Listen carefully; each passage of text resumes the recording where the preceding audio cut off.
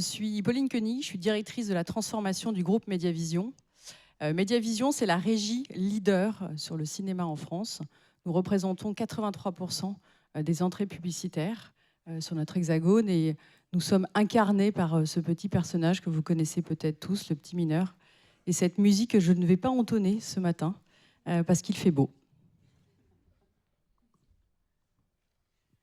Je t'en prie, vas-y. Et Marie Ovette, je suis directrice des activités locales chez 366. Donc 366, c'est la régie de la presse quotidienne régionale. Nous sommes basés sur Paris et nous représentons l'ensemble des titres, les 55 titres de PQR pour les annonceurs basés à Paris et les agences médias. Caroline. Donc, je suis Caroline Duré, directrice des revenus chez Prisma Media, donc premier groupe bimédia en France, sur la presse, le digital, évidemment le social. Donc des marques comme Capital, Femmes Actuelles, Harvard Business Review, Harper's Bazaar, Télé Loisirs, donc une énorme force de frappe sur tous les territoires. Et à Bertrand pour terminer. Et bonjour, moi je m'appelle Bertrand et je suis donc directeur général chez Skyrock et je m'occupe notamment de toutes les thématiques liées à la monétisation. Voilà. Et bien parfait, enchanté. Moi je suis Vincent Taubel, je suis rédacteur en chef adjoint de The Media Leader, le média spécialisé des médias et de la publicité. On va peut-être commencer, on va rentrer dans le vif du sujet justement par la confiance et qui mieux pour l'incarner que les médias de proximité. Marie, je te pose la question justement, ces médias de proximité aujourd'hui, pourquoi il reste un lieu de confiance pour les audiences, J'imagine que ça se traduit, on le verra dans les résultats de campagne, mais il y a aussi, j'ai envie de dire, un enjeu démocratique assez fort. Oui, effectivement, on voit, merci Vincent, que le récit de la France aujourd'hui joue beaucoup sur l'échelle locale. La proximité, c'est quelque chose qui parle à tout le monde, on en a tous besoin. Et c'est d'autant plus stratégique à l'approche des municipales qu'on voit et qui arrivent là en mars. Avec les plateformes, avec la surmédiatisation croissante, on a besoin qu'on parle de nous, qu'on parle à chacun d'entre nous, là où on travaille, là où on agit, là où on en vit. Je trouve que le meilleur exemple ces derniers jours, typiquement c'est le président Macron qui a pris la parole autour d'un sujet de la démocratie, des réseaux sociaux et des algorithmes. Et il s'est appuyé sur les titres de presse quotidienne régionale pour pouvoir organiser ses prises de parole. Il y a eu déjà des dates qui ont eu lieu à Toulouse, à Arras et à Mirecourt dans les Vosges. Et la PQR, en fait, comment elle s'inscrit là-dedans la PQR, vous connaissez aujourd'hui à Strasbourg, c'est les DNA, l'Alsace, l'Est républicain, pas très loin avec le groupe EBRA, etc. Aujourd'hui, la PQR, c'est plus de 6000 journalistes, 250 éditions locales, donc des éditions qui donnent en fait des informations de proximité, des informations qui sont vérifiables presque par tous au final, et qui sont du coup réalisées par des journalistes, et surtout ce sont des informations qui sont utiles et qui parlent à chacun d'entre nous. Donc c'est un contexte qui est extrêmement important, et on voit que pour nos annonceurs, parler dans ce contexte-là, au sein de ces contextes-là, c'est ce qui leur donne en fait toute la force et qui fait la résonance de leur campagne publicitaire. Caroline, tu le disais en introduction, Prisma Media, vous avez une force de frappe presse aussi importante, les magazines, le web. Aujourd'hui, toutes ces marques médias, comment elles garantissent justement un bon contexte, cette pluralité, comment elles garantissent un bon contexte? Alors, je pense qu'on garantit la qualité du contexte par la qualité du contenu. Nous, on est des producteurs et des diffuseurs de contenu. Donc, on pourrait le dire, tout à l'heure, je ne vais pas paraphraser ce que disait M. Ball, mais on est des producteurs de contenu comme les influenceurs. Les influenceurs sont devenus des médias, les médias sont des influenceurs, pas dans le sens négatif du terme, mais en tout cas avec une énorme communauté. Donc, dans ce monde en fait, qui est ultra saturé, on parle de fake news, on parle de contenu où chacun donne son avis, etc. Les médias sont et resteront en fait des curseurs de stabilité, de responsabilité. Et c'est important, on parle beaucoup de fact-checking. Avant de parler de fact-checking, remontons peut-être à la source en fait, et au contenu qui est certifié. Donc du contenu journalistique. C'est pour ça qu'on parle d'autorité des médias. L'autorité au sens journalistique, au sens professionnel, au sens contenu vérifié, certifié. C'est pour ça que en fait, ces contenus donc, qui font autorité, elles ont un impact évidemment pour les gens qui le lisent, qui le consomment, mais évidemment elles ont un impact pour les marques qui viennent s'adosser à ce contenu, qui appartiennent en fait à ce contrat de lecture. Donc ils leur donnent de la crédibilité de l'authenticité et donc avec ce transfert de valeur.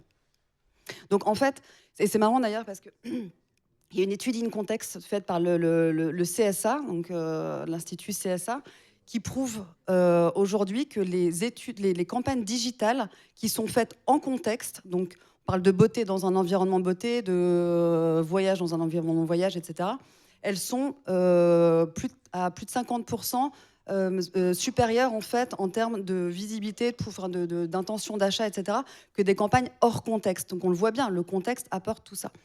Mais là, je pense qu'on est même dans un autre sujet. On a dépassé ce sujet de contexte et de caution de marque. On parle de context is king. Je vais ressortir ma petite phrase d'un fois, mais on est plutôt dans un sujet de autorité is queen. Et volontairement, je vais prendre un exemple qui ne vexera personne.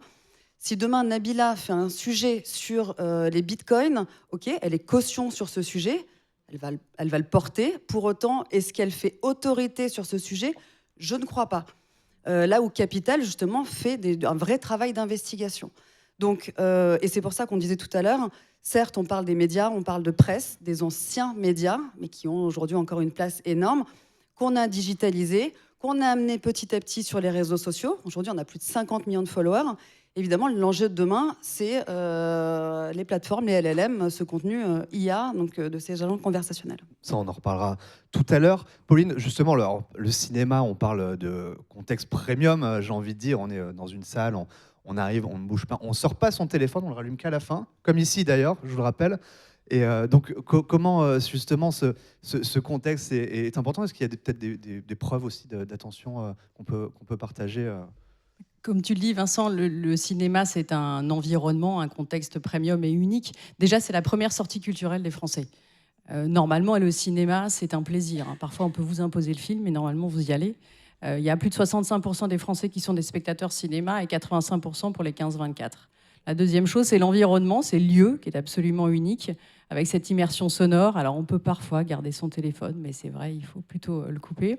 Vous avez un écran qui est entre 30 000 et 40 000 fois plus grand qu'un écran d'iPhone, donc c'est sûr que ça fait une différence.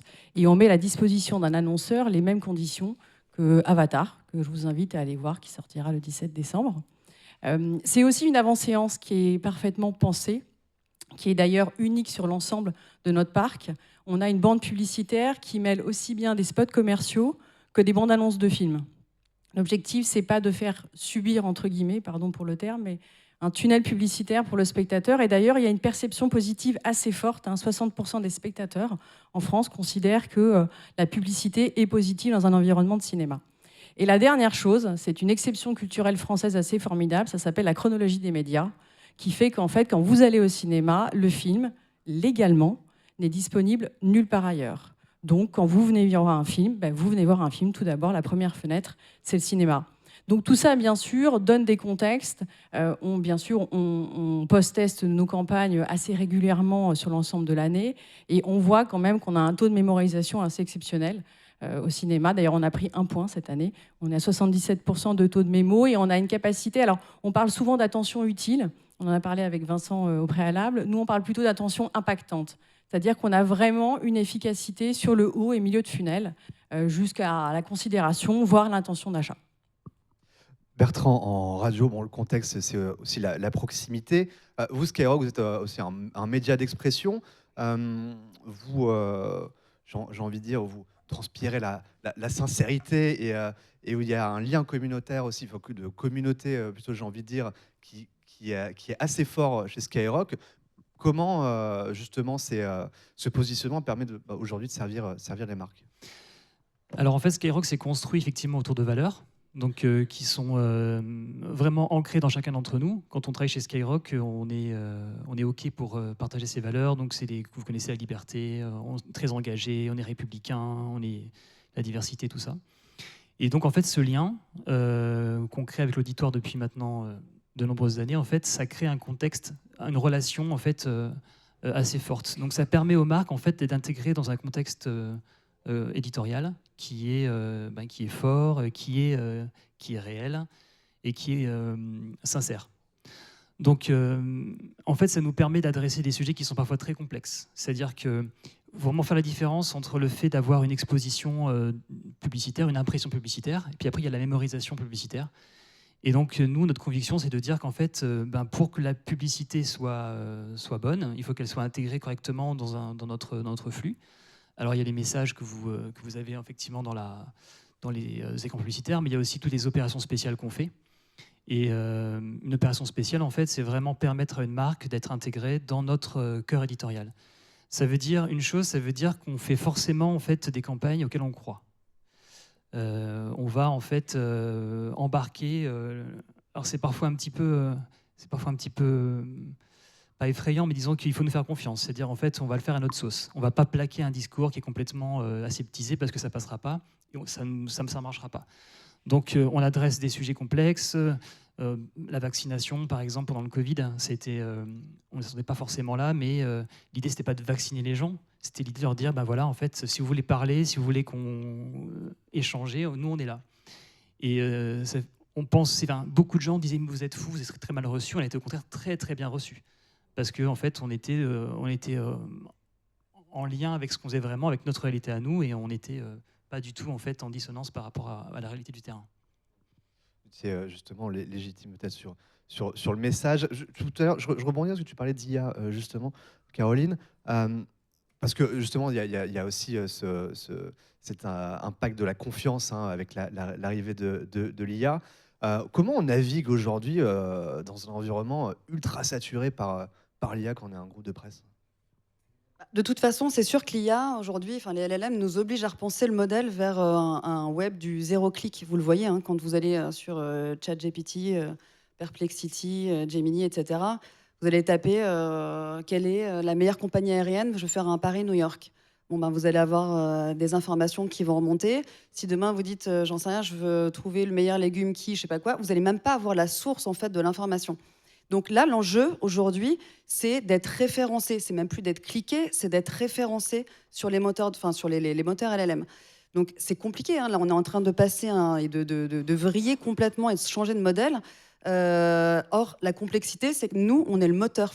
Tous autant que nous sommes là, on crée du contenu. Donc on est le moteur, on est l'essence même de ces agents conversationnels. Donc on joue un peu sur une ligne de crête quand même entre on fournit, mais on est un peu vigilant quand même parce qu'on ne sait pas on a un œil dans le rétro quand même en même temps. Donc c'est très compliqué. Donc nous en fait on a choisi le parti en fait de jouer avec et pas de jouer contre. On va travailler en fait sur ce nouveau modèle qui est donc le GEO, donc Generative Engine Optimization, qui est donc le nouveau SEO.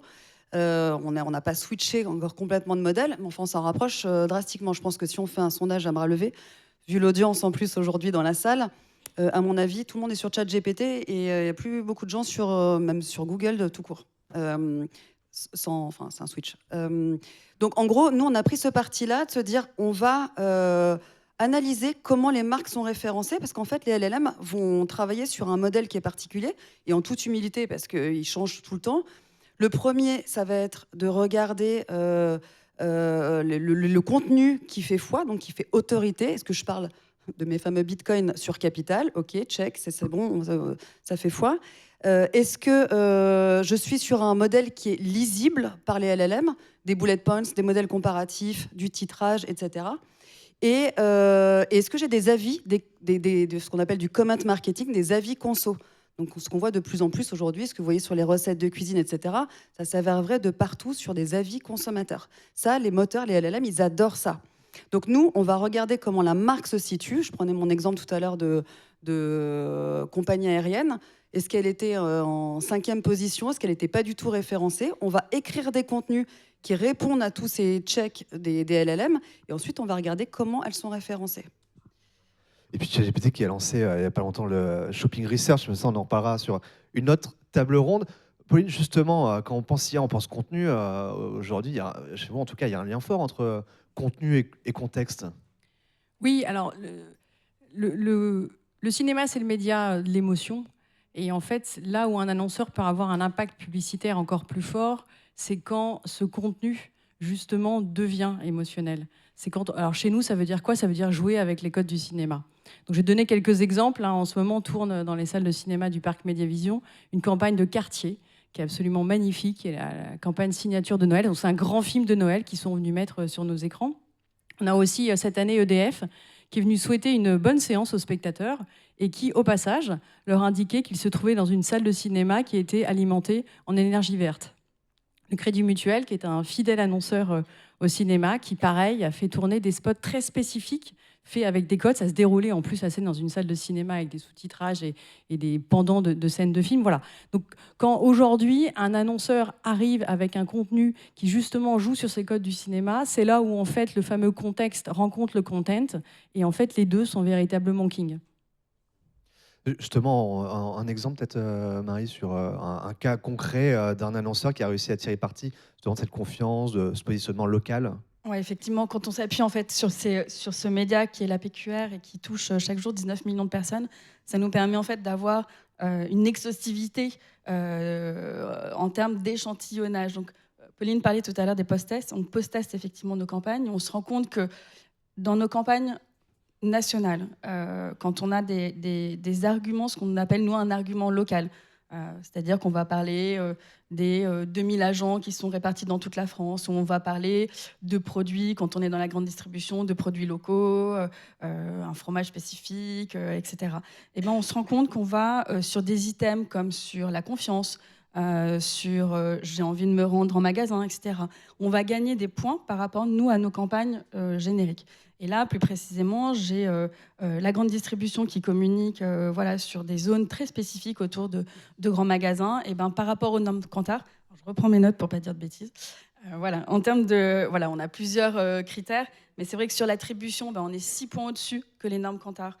Sur la perception de la campagne, alors la perception de la campagne, c'était quoi? C'était qui donne une image de proximité parce que cette marque-là communique dans la presse quotidienne régionale. Ben, on va gagner 20 points de plus que les normes Kantar sur inciter à aller faire ses courses, pareil, 19 points de plus. Donc on est vraiment, on le savait, que d'être dans un contexte, ça donne une crédibilité aux marques. Et effectivement, avec ces post-tests-là, qui sont post-testés donc par Kantar, c'est factuel, c'est vraiment quelque chose qui est gagnant. Bertrand, pour conclure, un mot de la fin, une phrase peut-être, un paragraphe, mais sur justement la valeur du contexte média aujourd'hui pour une marque en 2025, qu'est-ce qu'on dit à l'audience? Bah alors en fait, si je dois résumer, moi j'aime bien utiliser 3 mots. Donc Skyrock, en fait, on a un slogan pour la régie, c'est radio fois réseau fois réel. La radio parce que c'est notre cœur de métier, donc on le fait bien, qui est enrichi par le réseau, ça ne se pose pas. Par contre, pour que ça s'enrichisse, il faut qu'il y ait un prolongement des valeurs et de ce qu'on est. Ça veut dire quand vous êtes sur un réseau social et que vous avez un contenu Skyrock, c'est vraiment notre ADN qui transpire. Et foi réelle, on ne se raconte pas d'histoire, ce sont des vrais gens qui parlent à des vrais gens, qui racontent des vraies histoires et avec sincérité. Donc moi, je pense que, sans le savoir, en fait, il y a quelques années, on a rebaptisé la régie avec ce qu'on pensait être important de pouvoir véhiculer comme valeur et de transmettre les valeurs sur le marché publicitaire. Donc je trouve que ça résume assez bien. Merci beaucoup.